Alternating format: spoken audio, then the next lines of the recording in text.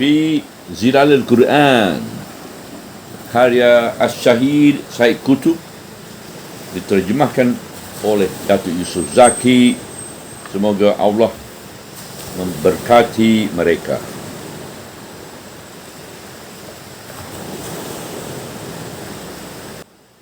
Kumpulan ayat-ayat 204 hingga 214 surah Al-Baqarah. Bismillahirrahmanirrahim.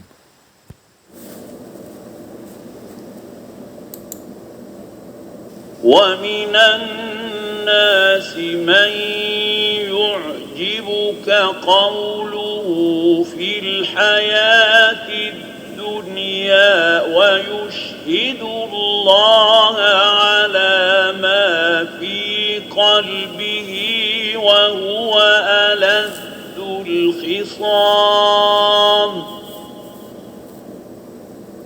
وَإِذَا تَوَلَّى سَعَىٰ فِي الْأَرْضِ لِيُفْسِدَ فِيهَا وَيُهْلِكَ الْحَرْثَ وَالنَّسْلَ وَاللَّهُ لَا يُحِبُّ الْفَسَادَ وَإِذَا قِيلَ لَهُ اتَّقِ اللَّهَ أَخَذَتْهُ الْعِزَّةُ بِالْإِثْمِ فَحَسْبُهُ جَهَنَّمُ وَلَبِئْسَ الْمِهَادُ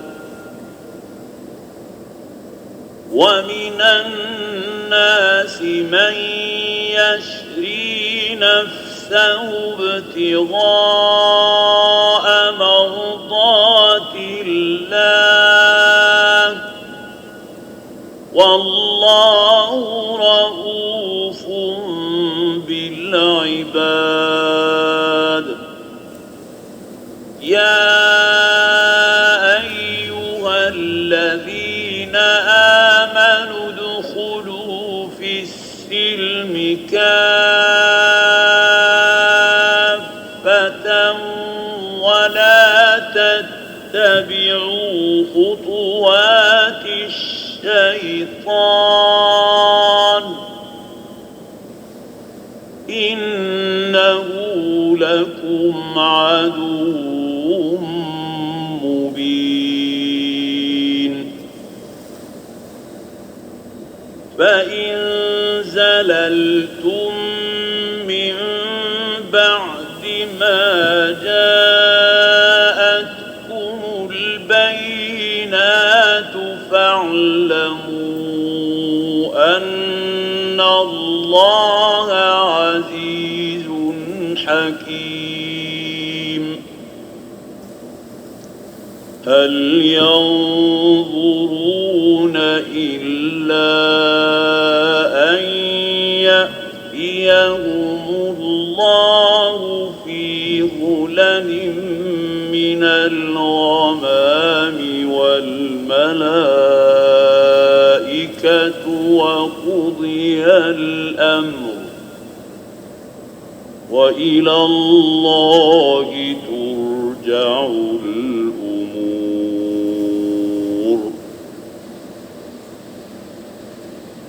سَلْ بَنِي إِسْرَائِيلَ كَمْ آتَيْنَاهُم مِّنْ آيَةٍ بَيِّنَةٍ وَمَن يُبَدِّلْ نِعْمَةَ اللَّهِ مِن بَعْدِ مَا جَاءَتْهُ فَإِنَّ اللَّهَ شَدِيدُ الْعِقَابِ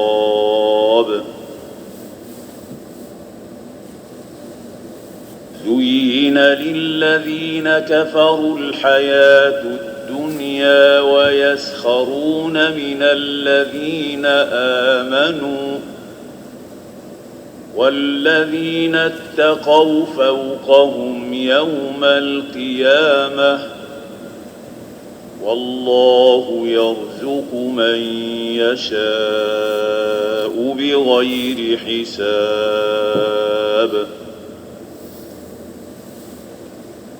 كان الناس أمة واحدة فبعث الله النبيين مبشرين ومنذرين وأنزل معهم الكتاب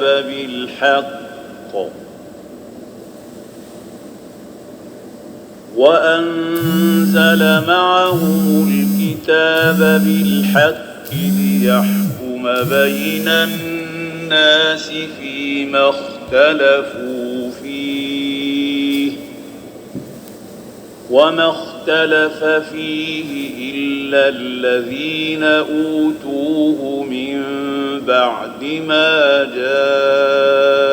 جاءتهم البينات بغيا بينهم فهدى الله الذين آمنوا لما اختلفوا فيه من الحق بإذنه والله يهدي من يشاء إلى صراط مستقيم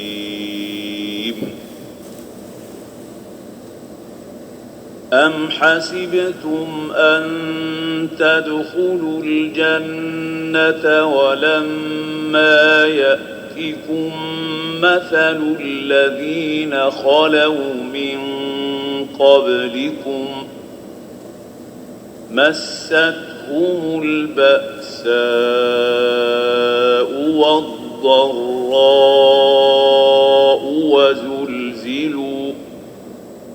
وزلزلوا حتى يقول الرسول والذين آمنوا معه متى نصر الله ألا إن نصر الله قريب. Bismillahirrahmanirrahim. Dan di antara manusia terdapat orang yang engkau kagumi oleh tutur katanya dalam urusan kehidupan dunia, dan ia mempersaksikan Allah atas kebenaran isi hatinya, sedangkan sebenarnya dialah musuh yang paling ketat. Ayat 204. Dan apabila dia beredar di bumi, dia berusaha untuk melakukan kerosakan dan membinasakan tanaman dan turunan, sedangkan Allah tidak sukakan kerosakan. Ayat 205. Dan apabila dikatakan kepadanya, bertakwalah kepada Allah, ia terus dikongkong oleh kebanggaan untuk terus melakukan dosa. Oleh itu padanlah baginya balasan neraka jahanam, dan sesungguhnya neraka jahanam itu seburuk-buruk kediaman. Ayat 206. Dan ada di antara manusia orang yang sanggup menjualkan dirinya kerana mencari keredaan Allah, dan Allah itu Maha Penyayang terhadap sekalian hamba-Nya. Ayat 207. Wahai orang-orang yang beriman, masuklah ke dalam kedamaian dan keseluruhan jiwa kamu, dan janganlah kamu menurut jejak syaitan-syaitan, kerana sesungguhnya syaitan itu musuh kamu yang amat nyata. Ayat 208. Oleh itu, jika kamu tergelincir juga setelah datang kepada kamu keterangan-keterangan yang jelas, maka ketahuilah bahawa Allah itu Maha Perkasa lagi Maha Bijaksana. Ayat 209.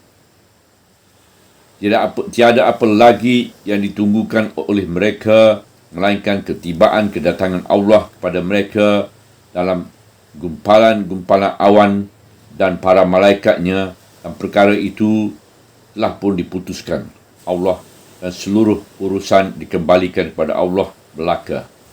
210. Tanyakanlah Bani Israel berapa banyak bukti kebenaran yang telah kami kurniakan kepada mereka, dan siapa yang menukarkan nikmat Allah setelah ia datang kepadanya, maka sesungguhnya Allah amat keras kesiksaannya. Ayat 211. Kehidupan dunia telah dihias indah pada pandangan orang-orang kafir dan mereka mempersenda-sendakan orang-orang yang beriman. Sedangkan kedudukan orang-orang yang bertakwa mengatasi mereka pada hari kiamat kelak. Dan Allah lah yang memberi rezeki kepada siapa yang dikehendakinya. Ayat 212.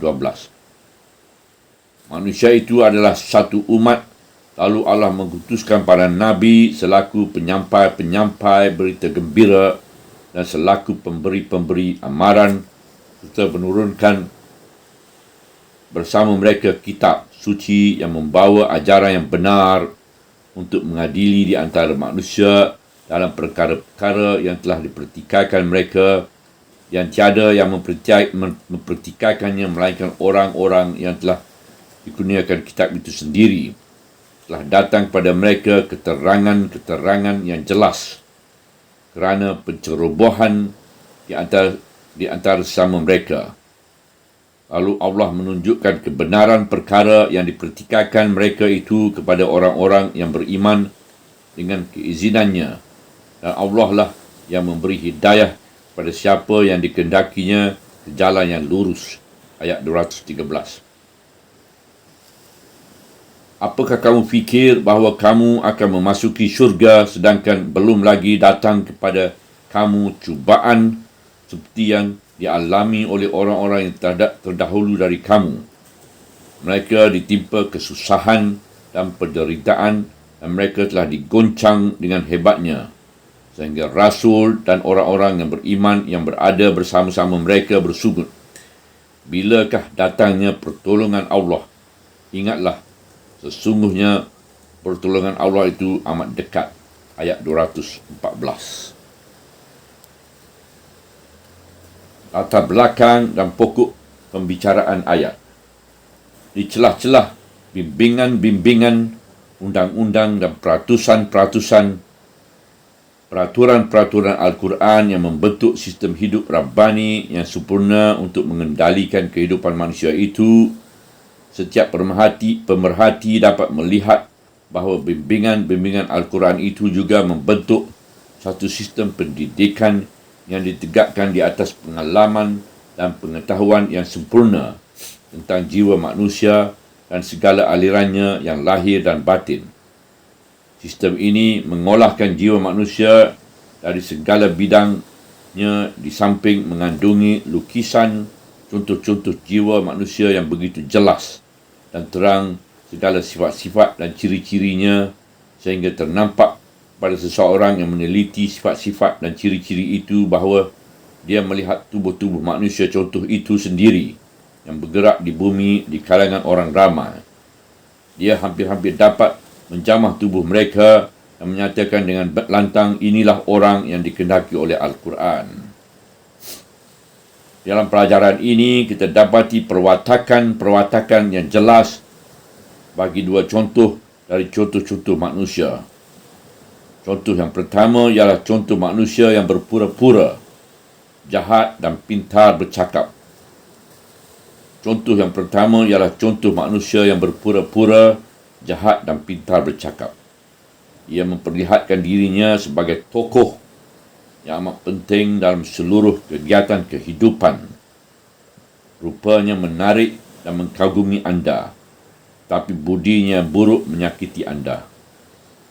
Apabila diseru kepada kebaikan dan bertakwa kepada Allah, ia tidak pernah kembali kepada kebenaran, tidak pernah mencuba membetulkan dirinya. Malah ia terus dikongkong perasaan takbur untuk melakukan dosa. Dia merasa begitu sombong apabila diajak pada kebenaran dan kebaikan. Dan dia terus berusaha membinasakan tanaman dan anak-anak. Yang kedua, contoh orang yang beriman yang jujur. Ia mengorbankan seluruh dirinya untuk mencapai keredaan Allah hingga tiada sesuatu pun yang tinggal. Dia tidak mengira kepentingan dirinya dalam segala usaha yang dilakukannya, kerana dia fana dalam kecintaan kepada Allah dan kerana dia bertawajuh kepada Allah dengan seluruh jiwa raganya.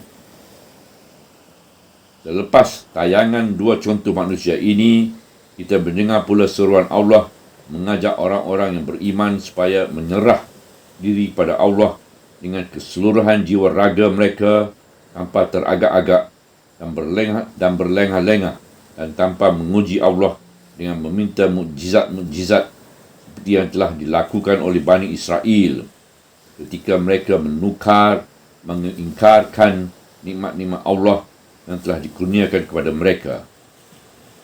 Al-Quran menamakan penyerahan diri yang seperti ini sebagai masuk ke dalam kedamaian. Dengan kalimat ini, Al-Quran membuka satu pintu kefahaman yang sebenar dan sempurna terhadap hakikat keimanan pada agama Allah dan hakikat mematuhi sistem Islam dalam kehidupan. Bagaimana kami akan huraikan ketika menghadapi ayat itu kelak dengan izin Allah. Sebagai lawan kepada nikmat keimanan yang agung dan hakikat kedamaian yang menaungi orang-orang yang beriman itu, dibentangkan pula kefahaman yang buruk orang-orang kafir terhadap agama ini dan sikap mereka yang memandang hina kepada orang-orang yang beriman akibat kefahaman mereka yang sesat. Dan di samping itu dijelas pula hakikat nilai di dalam neraca Allah. Sedangkan kedudukan orang-orang yang bertakwa mengatasi mereka pada hari kiamat. Selepas itu diiringi dengan intisari kisah perselisihan dan pertikaian manusia dan dengan kenyataan mengenai neraca pertimbangan yang seharusnya digunakan mereka untuk mengadili pertikaian di antara mereka. Juga kenyataan mengenai fungsi kitab suci yang diturunkan Allah dengan membawa kebenaran untuk mengadili antara manusia dalam perkara-perkara yang dipertikaikan mereka.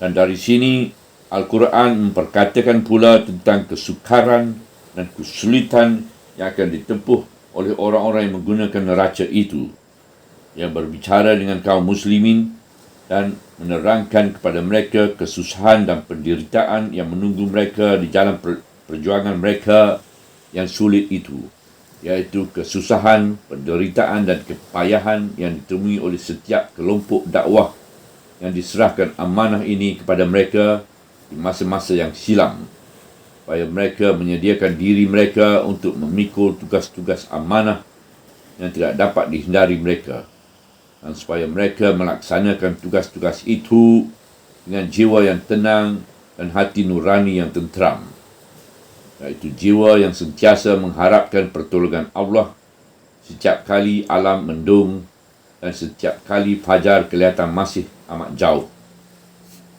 Demikianlah kita dapati di sini pembicaraan mengenai sistem pendidikan Rabbani untuk mendidik dan menyediakan kelompok muslimin yang diterangkan dengan berbagai-bagai nada yang berkesan di celah-celah bimbingan-bimbingan, arahan-arahan, undang-undang dan peraturan-peraturan, dan dari keseluruhan bimbingan-bimbingan, undang-undang dan peraturan-peraturan inilah terbentuknya sistem Rabbani yang lengkap untuk mengendalikan kehidupan manusia.